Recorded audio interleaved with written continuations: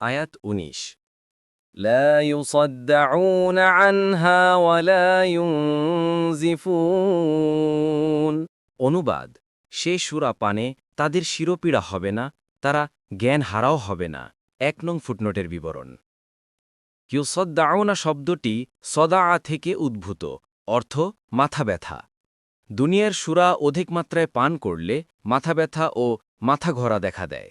জান্নাতের সূরা এই সূরা উপসর্গ থেকে পবিত্র হবে। ফাথুল কাদির, কুর্তুবী। আর ইউনজিফুনার আসল অর্থ কূপের সম্পূর্ণ পানি উত্তোলন করা। এখানে অর্থ জ্ঞান বুদ্ধি হারিয়ে ফেলা বা বিরক্তিবোধ করা। মহান আল্লাহ জান্নাতবাসীদের যে সমস্ত পানীয় দ্বারা সম্মানিত করবেন তন্মধ্যে গুরুত্বপূর্ণ হচ্ছে সূরা, কিন্তু সেগুলো কখনো দুনিয়ার মদের মতো হবে না। দুনিয়ার মদ বিবেক নষ্ট করে, মাথা ব্যথা সৃষ্টি করে, পেট ব্যথার উদ্রেক করে, শরীর অসুস্থ করে, রোগব্যাধি টেনে আনে। ফাথুল কাদির। মহান আল্লাহ বলেন, তাদেরকে ঘুরে ঘুরে পরিবেশন করা হবে বিশুদ্ধ সুরাপূর্ণ পাত্রে, শুভ্র উজ্জ্বল, যা হবে পানকারীদের জন্য সুস্বাদু। তাতে ক্ষতিকর কিছু থাকবে না এবং তাতে তারা মাতালো হবে না।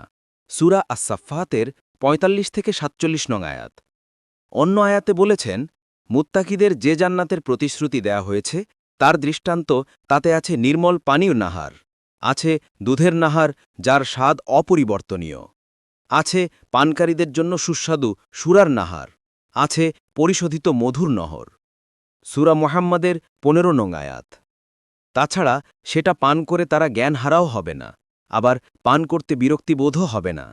বলা হয়েছে তারা তাতে মাতালো হবে না। সূরা আস-সাফফাতের ৪৭ নং আয়াত।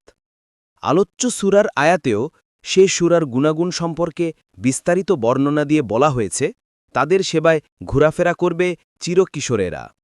পানপত্র, কুজা ও প্রস্রবণ নিঃসৃত সুরাপূর্ণ পেয়ালা নিয়ে সে সুরাপানে তাদের শিরোপীড়া হবে না, তারা জ্ঞান হারাও হবে না। সূরা আল ওয়াকিয়ার ১৭ থেকে ১৯ নং আয়াত।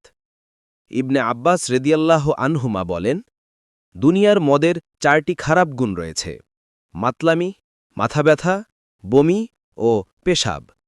পক্ষান্তরে জান্নাতের সূরা এগুলো থেকে সম্পূর্ণ পবিত্র থাকবে। কুর্তুবী। অন্য আয়াতে মহান আল্লাহ জান্নাতের সূরা সম্পর্কে বলেন যে তাদেরকে মোহর করা বিশুদ্ধ পানীয় থেকে পান করানো হবে, ওটার মোহর মিশকের। এই বিষয়ে প্রতিযোগীরা প্রতিযোগিতা করুক।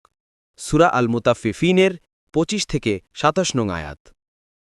পরবর্তী তাফসিরে যেতে ভিডিওটি শেষ হওয়ার পূর্বেই এই বক্সে ক্লিক করুন। ভয়েস বা উচ্চারণে অনিচ্ছাকৃত ত্রুটি ক্ষমাসুন্দর দৃষ্টিতে দেখবেন ইনশাআল্লাহ।